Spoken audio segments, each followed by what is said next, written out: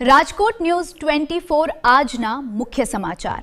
પુરવઠા વિભાગની લાપરવાહીના કારણે રાજકોટની 365 આંગણવાડીઓ માટે તેલ ચોખાનો જથ્થો ફાળવવામાં વિલંબ.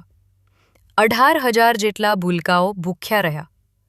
ઘરેથી નાસ્તો લાવવા સૂચના આપવી પડી. ગુજરાતમાં પાલિકા પંચાયતની ચૂંટણીઓમાં 720 બેઠકો બિનહરીફ. કડી ગોંડલ સહિત 8 જેટલી નગરપાલિકામાં ચૂંટણી પૂર્વે જ ભાજપનું શાસન નિશ્ચિત સપનાના વાવેતર. શહેરમાં મેટ્રો ટ્રેન દોડશે. ઝોન દીઠ વિનામૂલ્યે સર્જરી થઈ શકે તેવી મિની હોસ્પિટલ ઊભી કરાશે. દરેક ઝોનમાં અંગ્રેજી માધ્યમ શાળા બનાવાશે. રાજકોટ ભાજપનો સંકલ્પપત્ર. સેન્સેક્સ 123 પોઈન્ટ ઘટીને 70,989 પર બંધ.